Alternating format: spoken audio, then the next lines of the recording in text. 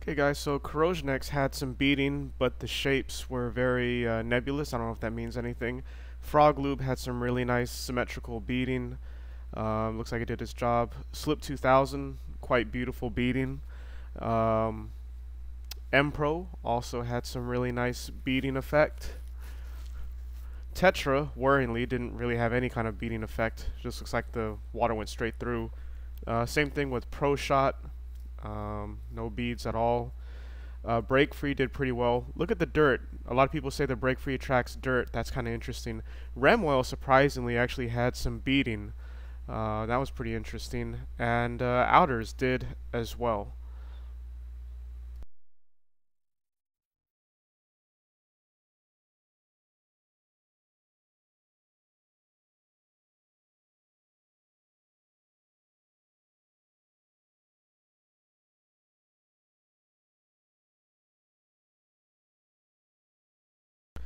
So here are the results after 2 weeks of exposure after a saltwater spray. Corrosion X is doing really well, pretty much no rust at all. Frog Lube is doing also pretty well with some either some sort of discoloration or light surface rust. Slip 2000 does have like a colony of rust developing. M-Pro is doing reasonably well. Tetra had a very adverse reaction to sodium spray. Same thing with Pro Shot. Breakfree is also doing pretty well. Rem oil not very good, as you can see. Outers has some rust developing, and the one at the bottom is basically the control that has no oil at all.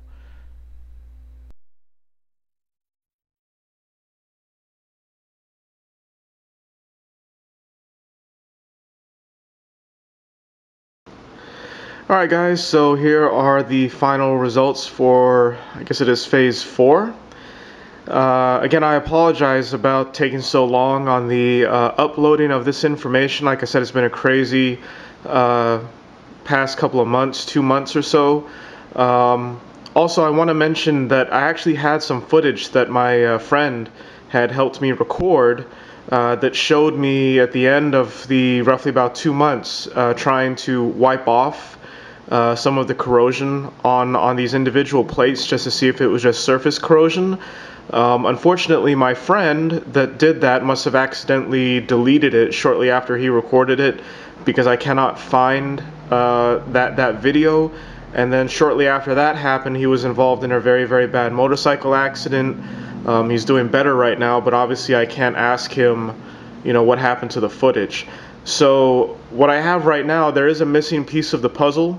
So what I have right now is a very end result after a long hiatus away from the previous 2 uploads. So basically these plates have actually been out there for more than 2 months, about 2 months, and I'd say about a week, I guess. And so they've been exposed for a very long time, but nonetheless I do have some conclusive results, and let's get to it. Basically, the number 1 performer has been Corrosion X. Now, you'll see that there are some very small colonies of corrosion out there, but again, this is after I had wiped off most of the oil to see if the corrosion, which actually at the time there was none at all. I basically just wiped them down and took off most of the layers of oil or gel or paste, whatever the product is, just to see if there was any surface corrosion or if there was actual pitting. So this metal has a very thin, almost non-existent amount of Corrosion X on it, but even still it protected it very well. So to answer all of you guys' question, I hope you stick around for the rest of the video, but I know it's been so long, so I'll get straight to the point. Corrosion X was the number 1 performing product at preventing rust and corrosion.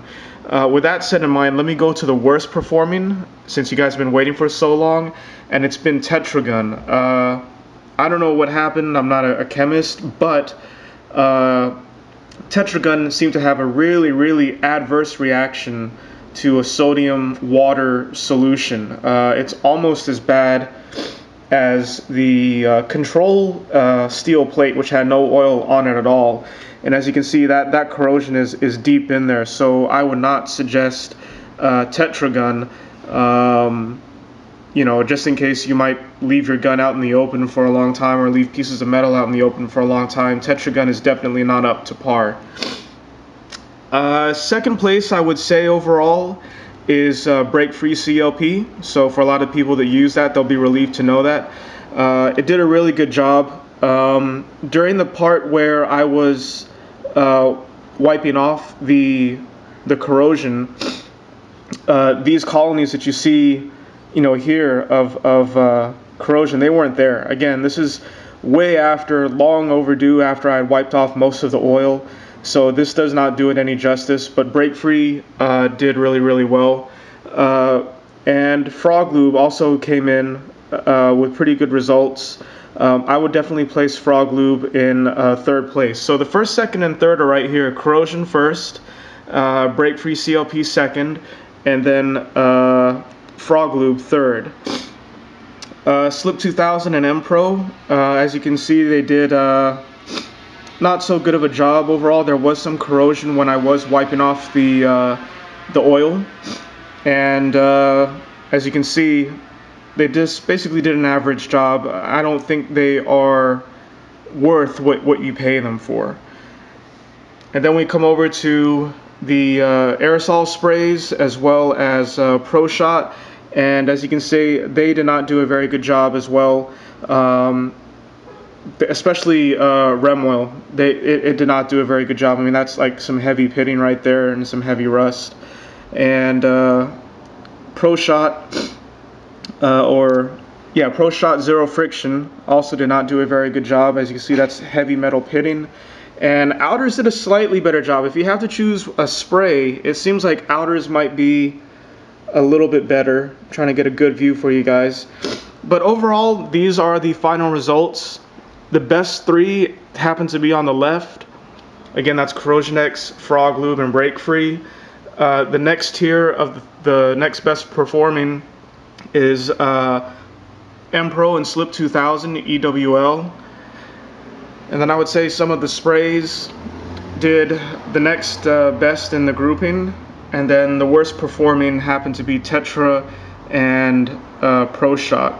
As well as rem oil. So these three I would avoid, guys. Tetragon, Pro Shot, and rem oil. Now I do want to say that you know, these metals have been exposed to extreme conditions. I mean, for the most part, we're going to be storing our guns in cool, clean, dry environments. And if that case, I'd think that any one of these would actually do a pretty good job. I just wanted to say that, you know, after the 2 weeks of being exposed to just the regular water sprays, all of these products did a good job, no corrosion at all. It actually got me concerned, like I need to accelerate this experiment. That's why I introduced a saltwater spray. So, you know, for careful, storage of guns and any other metals, all of these products will do. If you're keeping them in bags inside your house or inside storage containers or safes, all of these will do pretty well. But if you're going to ever be in a situation where you may drop the gun or leave a gun out exposed, like let's say you forget it or you're going hunting and it's raining and you're going to be out on a hunting trip for like a week at a time exposed to the elements, definitely go for these three products over here. So hope you guys enjoyed this video. Hopefully I'm not gonna run out of memory space on my camera right now. And again, I apologize for the latency in getting this third part up. If you have any questions, please feel free to ask. And again, I hope you found this video informative, and hopefully you guys can use it in your future product use. Alright guys, Blue on Gold Z.